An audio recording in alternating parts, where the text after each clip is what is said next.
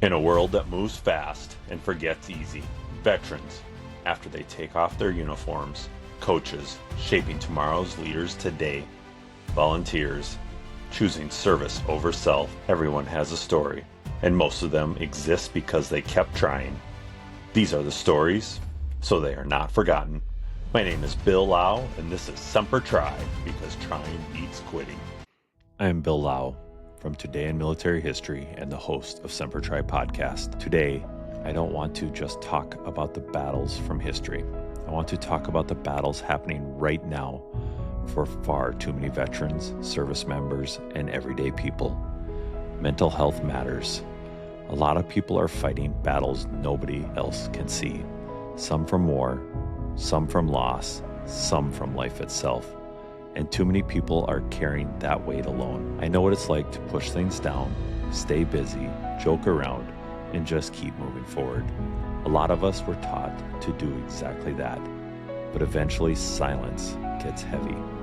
So today, check on your people, call your friends, talk to somebody. And if you're struggling yourself, please stay. The world is better with you in it. You are not weak for speaking up. You are not weak for asking for help. You are not weak for needing somebody.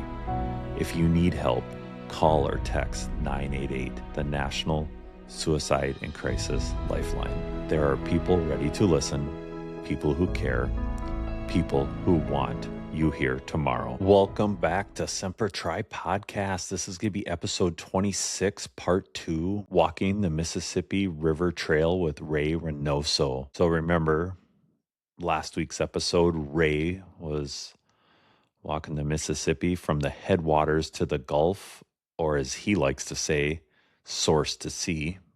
Both sound great, I think. So we keep this one real, a few camera cutouts, some audio hiccups. I'm carrying the camera by hand.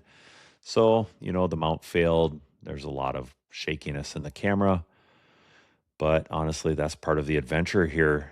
In this episode, Ray shares more stories from the trail, deployment stories from Iraq, life after the military, hiking, world records, and what pushes him to keep taking on the challenges like this.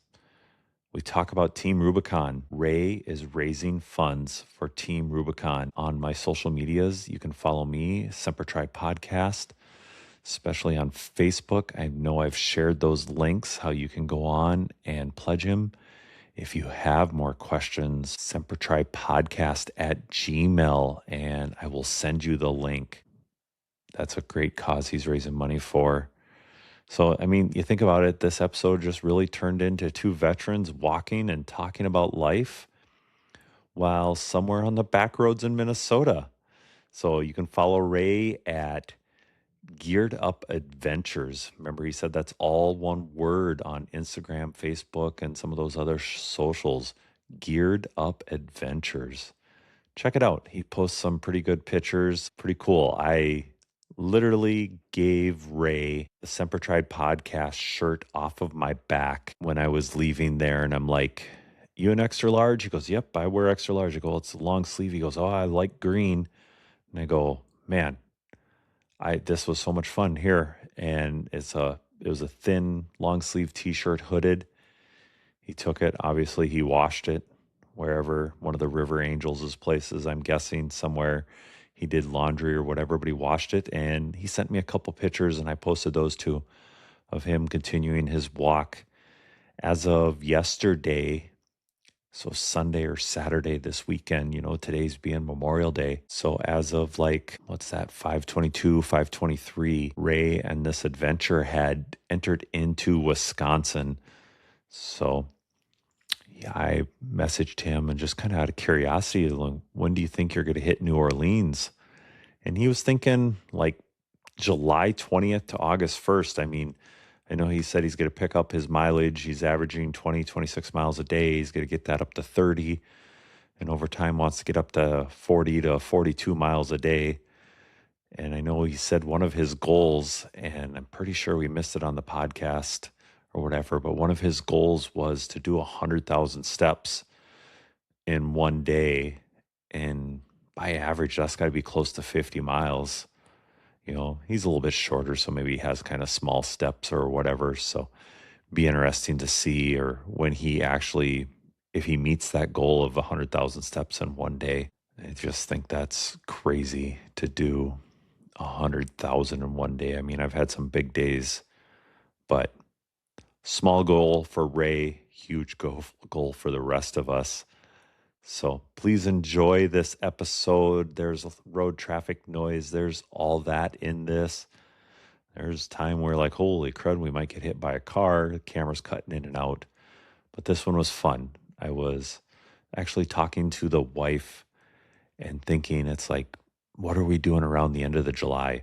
How cool would it be to fly down to New Orleans and finish the last 20 miles with him, or 10 miles, or whatever it is? No way I could walk 40 miles like Ray does in one day without working up to that, but just catching him and finishing up. And I haven't said nothing to Ray yet, so I'm guessing he's going to hear this week. But it's just something I'm thinking about. I just think that'd be another cool episode just to catch up with him and get some stories of the road. And I'm sure over time, as you do these podcasts like I do and you listen to them, I am pretty sure that Ray has probably thought of some more interesting stories he could tell us. He's given me a contact of some of his Army buddies that would be interested in doing the podcast. So I'll be reaching out to them and hopefully have some remote interviews with some of them in the future, and just a lot of guests coming up. And if you want to be interviewed, or if you have stories, everybody has stories. You don't think you have stories, you have stories. And I just love learning about the military and talking to you. So reach out. I want to talk to you. I want to talk to everybody. But enough about all that. Let's continue into this chaotic mess that I tried to record. Still some good listening. I really enjoyed editing this episode, or just listening back to it to get it ready. So here we go with Ray, episode 26, part 2. Thank you so much for following. Ground. I'm like, what? That was on our very popular hiking trail too. That was very busy. So me and my buddies found it, and we're like, well, this is obviously somebody dropped this, and there's a bunch of tourists ahead of us. We're like, it's got to be them. And we ran down there and caught the guy, and we're like, hey man, like, ask your people, like, who's missing money, because it's not $10. And he's like, no, nobody's missing. We're like, tell them to check, dude. Like, right, somebody's gonna be upset. Sad. Yeah. Somebody's day was ruined that night. And he came back. He's like, no, everybody says they got all theirs. And we're like, all right, well, cool. So we went out and had a fat breakfast. I mean, like mimosas and crab legs for breakfast. Made walking the rest of the day fun? Sure, it did. We went out and did that, and then donated the rest to the local church. So nice. We try to double up on our cause there. So whole brigade gets activated to go to... Yeah, with no job, we get there. Finally, we get to work in the B-Dock, making sure the cameras are running and the drone feeds are good and the prison feeds are working. Like some light IT work, like some help desk, we could reset passwords or merge PST folders for Outlook, if you know what that is. It's stupid. The occasional, I don't know, I got in this real like texting match with somebody, and they're like, hey, I need IT support. And you're like, well, what? They're like, my mouse isn't working. Well, what? Was it that? I think it was that. We're like, oh, you need a new mouse? We can get you a new mouse. They're like, no, it's just not working. What? You don't want a new mouse, but your current mouse isn't working? They're like, yeah, it's not plugged in. You're like, well, plug it in. That'll probably solve that. And they're like, I don't know what I'm doing. I'm like, I don't know what to tell you. I'm not coming over to plug in your mouse, so good luck. Was it a legit one, or was it somebody messing with you? No, it was somebody just being ridiculous. In the middle of the night, I was like, no, I'm not doing it. I was like, day shift will have to come do that. I was like, it's above my technicalities. Fuckers. So how long were you over there? 9 months. Yeah, so it was pretty smooth, man. Like, we worked at the B dock. We worked with security feeds. Like there wasn't a lot of stuff we had to do. I guess we had a couple of like random stories. We were leaving to go to Chow one day, lunch, and we're leaving. We're like, man, it smells like fuel strong. And we're not near a fueling point or anything. We're like, what? What is that? we should check this out. And there's a dumpster across the street is the wash rack and a dumpster. And we're like, well, let's just go make sure something crazy's not going on. And there's nothing obvious at the wash rack. So we flip open the dumpster lid, and it's just filled with 5-gallon cans of diesel. And we're like, come on, you can't do that. So we start pulling them out, and we get like a layer or two of diesel cans out. And it's just a layer of grenades, and we're like, fuck. Oh no! Like you really can't do it. We're like, we gotta call the MPs. So we call the MPs, and we're like, there's a bunch of diesel and grenades in this dumpster by the B dock. They're like, oh shit, we're on the way. And they're like, hold it down. We're like, well, hurry the fuck up. We're going to lunch. And they showed up there. They're like, what is this? And we're like, I don't know. You're the cops. Figure it out. We're going to lunch. And we left. But there's a big, like, base-wide memo the next day. You cannot throw out your spare diesel and grenades in the dumpsters. Don't do that. What makes a grenade spare? So if you want to get into, like, cover-ups and stuff, all these units just hate doing, like, actual work. And it's a lot easier just to write down, hey, we have all our supplies, and then nobody checks that you do. And so then you just throw out the rest. And it happened to us. I mean, when we went to leave, we were like, hey, we got to turn in all our magazines. They're all combat loaded. They're all full. They're like, no, we have all the ammunition. We're like, you can't. There's like 15 of us that have full loads still. They're like, I don't know, figure out what to do with it. And so that's how stuff ends up in the dumpster. Oh, boy. Yeah. Grenades, yeah. The engineers got in trouble, so their supply was doing the same thing, and so they had a bunch of C4, and what they ended up doing was rolling it out flat into sheets and shoving it through the amnesty box at the PMO station. So we had to put out another base-wide memo like, don't shove your spare C4 through the door at the MP station. We're gonna make a drop point for explosives, apparently. Weird. And this is 2010, like the war had been going on for years. Right. And I don't know what people were doing. Well, yeah, I do know what people were doing before. You'd go out on patrol and dig a hole in the desert and just dump it all in there and cover it back up. So, but we weren't doing that. So you just had to come up with other ways to get rid of it. We ended up having to go to the MP station and like, you got 300 rounds of ammo. You're like unloading and shoving into the amnesty box and just filling up crates of it. Versus just using it or giving it to the next units. Yeah. Interesting. Definitely. So, come home from Iraq after being there for 9 months. Yeah. There's probably one more incident that's worth mentioning that ties into this story. Go ahead. So on the day we're flying back, I don't know what they're doing. All right, never mind. So the day we're flying back, we left Taji, and I think we went to JBB, to Babylon.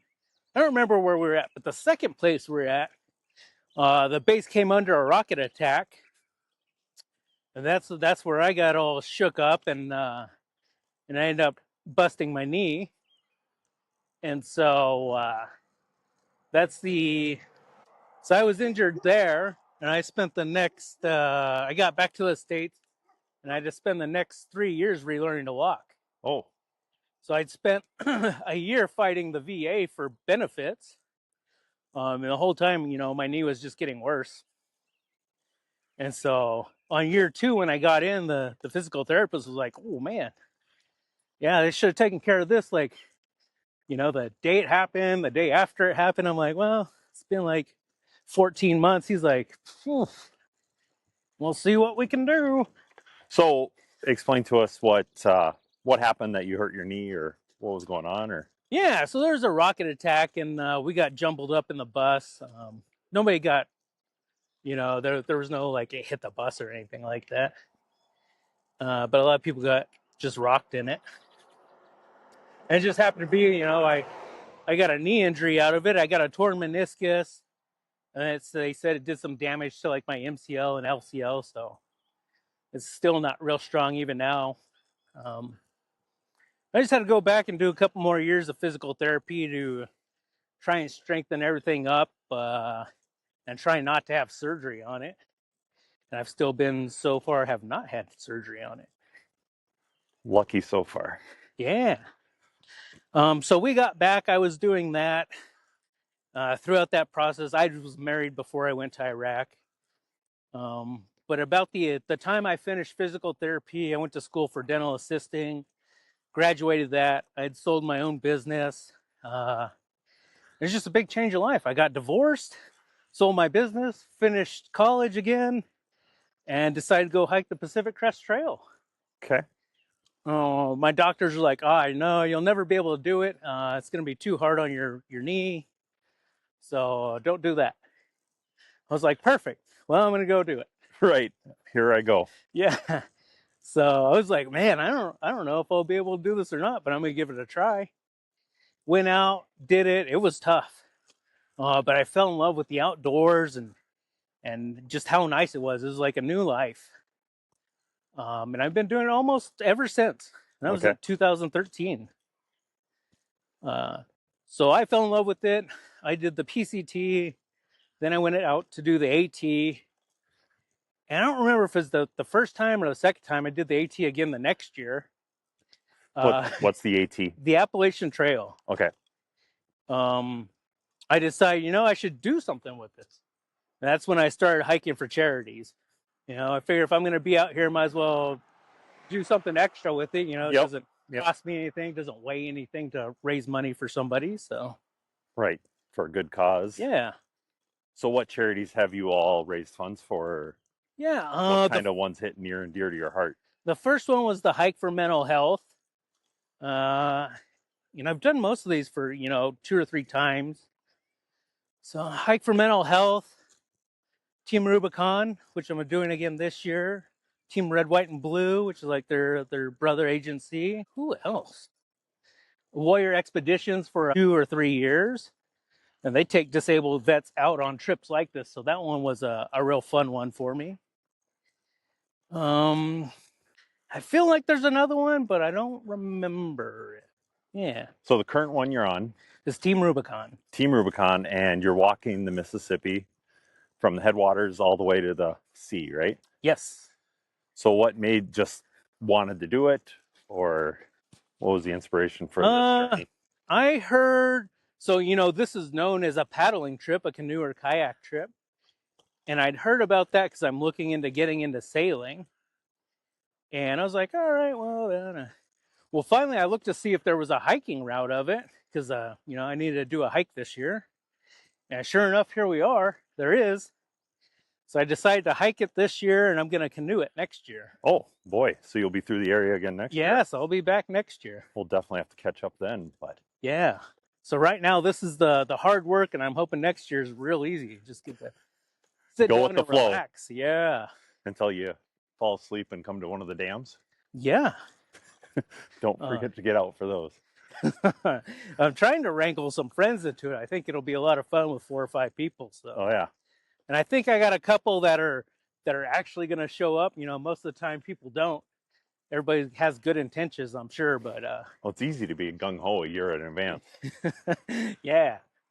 So now I think I got a couple of people, maybe a few people that are really going to show up next year.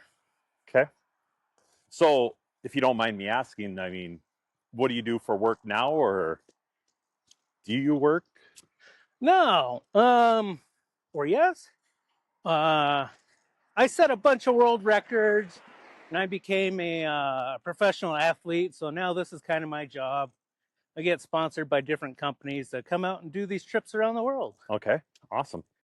Yeah. So when you say you set world records, or which ones have you set? Or so I have just shy of 3 dozen of them now. Some notable ones would be like the Katy Trail, the CNO, the Great Allegheny Passage, a handful of sections on the Appalachian Trail. So like the record is fastest time. Fastest time, Okay. yeah. Okay. Yeah. So usually it's more distance for me because you got to compete with the runners, and I don't run. So you just got to go past their distance. Gotcha. So is there a record for this 2,400 miles or? There is. And so hopefully, yeah. It's set by a guy named Greg. He did it in 71 days, but he did supported. So I'm doing self-supported. So really it's open. Whatever I end at is what it's going to be. So almost guaranteed another world record here. Yeah. I just have to, I stay consistent. That's why I'm trying to just take like one day off every other week or something to put down a good time. I'm between 20 miles and a marathon every day right now. So 20 to 30 miles roughly a day. Yeah, and it'll get up. Probably another week or so, it'll be 30 miles every day. And another week or two after that, it'll be about 40 to 42 miles every day. So kind of building up your endurance a little bit. bit. For sure. I overdid it from the beginning, and I sprained my knee in the first week, so I'm still just about over that. So how long you been on this adventure now? I think today is day 15. Okay. And we're just north of the St. Cloud area. I think you'll be coming into Sartell here in the next 8 miles or so, roughly. Yeah. So making some pretty good time. Not bad. I just saw the Mississippi over there a minute ago, and now it's gone again. So, okay. You said sponsors. Like, you want to elaborate on? Yeah, different companies. So, I mean, they're all usually outdoor gear related. So over the years, it's been, Evolve Supply has probably been the biggest one over the years. Througher, which is the through hiking network, has been really consistent. And it just switches between other small ones. I've done small stuff from like beard oil companies for a year, soap companies 1 year, different other small manufacturers that were around. I did REI for a little bit. I used to do like outdoor, wasn't classes, but I would go and do outdoor talks for them in Portland back when they were doing that. Nice. Yeah. So what are you looking for? Like a beef jerky sponsor, your breakfast fuel every day? No. Like, in the beginning, it's all about getting gear and all the stuff you can to make the trips happen. And now I've been doing it long enough. Now I'm like, it's paychecks. Like, right. These trips cost real money. Yep. I can't turn in, a sleeping bag to somebody and be like, will this pay my Visa bill this month? Right. So now it's real contracts, real paychecks. Yep. So a lot of times, most nights, do you camp? Yeah. So my plan is I will not pay for a hotel on the trip. I will pay at campgrounds if I have to. And then it's just camping in the forest or behind churches on the side of the road. Or out here, they have these people called river angels. And normally they work with the paddlers. They let them camp at their houses, take showers, wash their clothes. And they've been real good about accepting me into it, even though I'm walking and not paddling, and let me do the same thing. Oh, nice. Yeah, wonderful people. That's awesome. Absolutely. So if people want to follow you, you have a Facebook page for them to follow your adventures or this adventure? Yeah, I do. So on pretty much all the social media, on YouTube, Instagram, Facebook, Geared Up Adventures, one word, that's me. Unless it's the motorcycle guy on YouTube. I don't know why it goes to his, but that's not me. So Geared Up Adventures, okay. Yeah, Instagram's where I post the most often, and it spreads from there to Facebook. So those two things are where you can really find me at. Okay. Perfect. And then did you have a Venmo link on there if someone wanted to support your trip? Yeah, so there's a link on there for Venmo for me for the trip, and then there's a link for Team Rubicon. I like to be very transparent. Nice and quiet. We'll edit that out. Yeah. So you were saying you want to be transparent of if it's donating to you, it's helping you pay for your trip. But if you're also raising money for Team Rubicon, which goes directly to them and their... For sure. So I say, if you're going to give me cash, I'm going to use it for the trip. If you want to support Team Rubicon, there's a link. So there's no misconstrue or misunderstandings about I was supposed to donate on behalf of somebody. So Right. So if you want to donate to Team Rubicon, help you meet your goal, your fundraising goal. Yeah.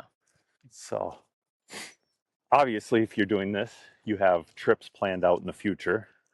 I mean, you already said you're thinking of canoeing this next year. Mm-hmm. Thought I heard a vehicle coming behind us too. It's like, oh, it's back there a ways. Yeah. I thought it was Meet sooner. both of them on the curve. Yeah, it happens. Now it's happening. Now it's gonna happen. We just about went across the line. Yeah. Forgot where we were at. Talking about your Instagram link, donating to you personally to help with the trip, and then money raising for Team Rubicon, basically, and then not getting hit by cars. All right. Oh, man. How did it just all of a sudden get busy now? I guess everybody's up. So, non-related story or whatever here, but the road we're on right now, a couple years ago, there was like a freak snowstorm in the middle of winter. Oh, There yeah. was a big accident over on 10 or whatever, heading Sure. south in the St. Cloud. Uh-huh. So they were the fire department was detouring people over to this road. And so I was heading down to St. Cloud for work. And so I got detoured over. We're taking this, and I'm coming along right here. And a freaking, right up here on this curve, there was an accident. Like, I don't know if a car hit another car, like they slid across or whatever.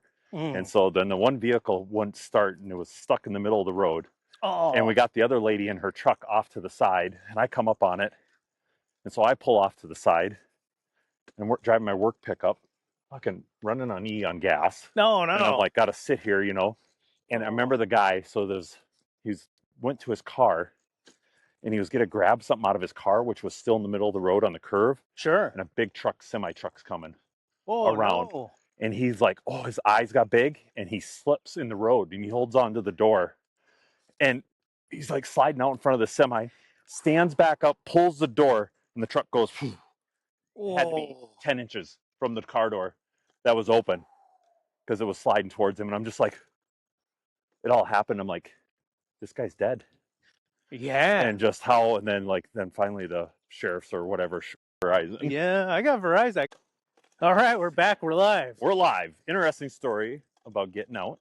So I was getting back, and we only had a week. So I don't remember if it was a full 7 days or 5 days to get out. But, normally that's a year-long process. So it was really condensed. We just got to slam through everything. So all of us IRR guys knew, hey, we got a short time period when we get back. So we were talking to the main company, to the the commander and whatever, and we were like, hey, what do we do with our gear? Because when you get out, you got to turn all that stuff in. And when we brought it over, we sent it on the slow boat on cargo ships, and it took like 3 months to get there or something. Oh, so you were getting out before we got back? By a lot. And they're like, no, it'll be fine. And that was bullshit. They should have known better. But they didn't care. I mean, we were the stepchildren by far when it came to problems. So we got back and we go to do the gear turn-in, and I was in charge of like maybe 5 or 6 of us. Wasn't a lot, just like a squad, if that. So between the 5 or 6 of us, we didn't even have a full layout for one person. And the CIF lady was like, what is this? And we're like, this is all our gear. And she's like, yeah, that's not gonna cut it. You guys are missing a lot. We're like, yeah, it's on a cargo ship on the way here. It'll be here in like June. We get out on Friday, and she's like, I can't sign you out. Like that's not gonna work. And we're like, well, what do you need? She's like, oh, I need a memorandum saying the company's gonna be paying for it or whatever. And we're like, oh, just a piece of paper? Shit. We got a printer back at the barracks. We'll be back in an hour. We're like, who needs to sign it? 05? No problem. We got one of those. And went back, drew up a memo, had them sign it. They walked over there with nothing. And she's like, well, where's your gear you had? And we're like, what gear? And just gave her that memo, and she signed us off. We walked out. Did you keep a copy of that? We got copies of the paperwork she signed off, so we didn't have to pay for it. Okay. Did that ever come back to haunt you, or? No, in fact, so we sent our footlockers back with our personal effects in it too. And as far as I know, though, I've never seen mine. They're supposed to ship them to us, and Mississippi National Guard. Still waiting. Yeah, if you want to send that back, that'd be super cool. 13 years or 16 years later. Yeah. Post office has it. Don't worry, it'll make it. I mean, that could happen too. Yeah, there's a lot of things like that. Here's another story before we just round out that you can throw in or not. Oh yeah. But what did we had to do?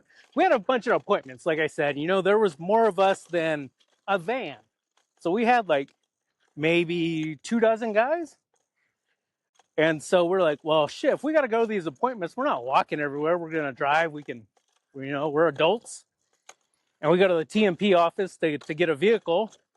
And we're like, we need a small school bus or a regular school bus. Like, what do you guys got?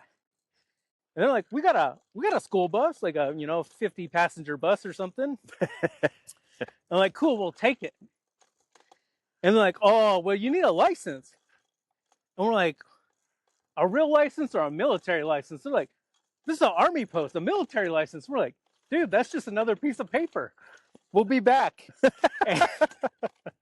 So we went back to our printer, and we were like, what do you guys want to drive? And we were like, crane, tank, tracked vehicle, heavy diesel, up armored this thing. Dude, everybody walked out of there we could drive anything we wanted to, on paper. On paper. Yeah, we went back there and got a bus. And the lady's like, I haven't seen anybody this qualified in a long time. We're like, yeah, we haven't either. National Guard really taught us a lot. Dude, they just didn't care. It was the bare minimum minus 10%. What a wild ride. So on all of that, your 7-8 years experience, what would be, so you're 7 or 8 years in the military. What would you say to a high school kid right now that's thinking about joining? Oh, man, that's a tough one right now. With our political climate, I would say, make sure you know what you're signing up for, whether it's who you want to fight for is in office right now. Because there's no guarantee that you won't go do that. So make sure that you want to be part of whatever's happening. Well, and that's any day, any time. Yeah. Whenever join, but yeah. Yeah. Do your research. Yep. Find out the job. Don't listen to your recruiter and get sucked into not computers. Get that MOS guaranteed. Yeah, man. Of what you want. Don't go in open. No. So sign up for the Marines a year later, join the Army. Yeah. That was wild when they told me, and I was like, oh, I just thought that guy wasn't interested because He's just waiting for you to show up. he was. They're like, they just had your paperwork there waiting for you to come in. I'm like, well, they obviously got my address, phone number, like they could get a hold of me. The recruiter works in town, but never followed up again. I don't know how that worked out. So what do you think, put you on the spot here, what do you think that you learned in the military or a skill from the military that you use in everyday life? Or not every day, once in a while? No, it's just I don't know if I want to say it's patience, but I guess probably. But the ability to put up with just pure bureaucratic bullshit. I mean, we had to stand in lines for hours for no fucking reason. Hurry up and wait. Yeah, hurry up and wait. And so, if you got to go wait at the doctor's office, the DMV, it's just mental fortitude. And both of those places are nothing compared to the military. Yeah, it's easy. Out here on the road, I can just zone in and enjoying my life, and I'm not doing, it's just a landscape. So I think the mental toughness I got out of it, Okay. spectacular. You got to sit on a bus ride. So one of my first bus rides going up to Mount Everest, to start the base camp trek. It was like 12 hours long and just crammed. It's like a 30 passenger bus with like 60 people on it. And just half of those people are constantly throwing up for hours. And you're just like, oh my God, the road is more of a trail than a road. And just being able to sit there and be like, this is life right now, Just try and take a nap and zone it out. So this was Mount Everest, you said? Yeah. You've climbed Mount Everest? No, I guide on Mount Everest to base camp. Oh, okay. Yeah. Wow. So you get people set up to get going up the mountain, or? No, it's just base camp trekking. So, people still need to know the gear they shouldn't take is probably the biggest one. Altitude acclimatization, make sure they don't get sick on the way up, or take care of them if they do. Gotcha. So often do you do that? About once every 3 years, I go out there for a season. Because I'm still trying to explore the rest of the world. So it's fun to go visit places I like, but there's still a lot of new places to go check out. Yeah, let me know when you walk the Great Wall of China. Yeah. Is that in the future plans? I haven't planned anything in China. Not yet, anyways. That'd be an interesting one, though, I think. Yeah, it would be. What foreign countries have you been to or been able to do tours on, or? Yeah, so I've been to 40 countries, pretty much most of them from Canada down to Chile. The eastern side, the Paraguays, Venezuela, Uruguay, I haven't seen that stuff yet, but the rest of it I've seen. Did a walk across France and Spain, Nepal, India, Philippines, Vietnam, Malaysia, probably some more in there. Tanzania, I went up and did a climb of Kilimanjaro. Yeah. That's crazy. A lot of fun stuff over the years. I think that came from the military. Right after high school, I went to Korea. And it was my first taste of a different world, Right. Whole new culture, language, history, religion. And I'm still intrigued by those aspects of all the places I go to. My favorite thing is to go there, find locals, go to the museums, and just check out what's going on in life. Yeah, there's so much interesting history out there. Oh, absolutely. If that's anything, like once in your life, take a trip to somewhere different. Get out of your comfort zone and go see the world. Just a little bit. Just a little bit. And in your case, a lot of it. Yeah. So I want to do another little video here so I always do. And just like that, we're going to end this episode. The camera cuts out audio, whatever it was. But honestly, maybe that fits this episode perfectly. Just us two veterans walking down the back roads in Minnesota, talking about life, service, purpose, work, records, and what comes next. Big thanks to Ray Reynoso from Geared Up Adventures for taking the time to share his stories while literally walking the Mississippi River Trail. Make sure to follow his journey on Geared Up Adventures, and please reach out and support Team Rubicon. Let's help him reach his goal. This was Semper Try Podcast, because trying beats quitting.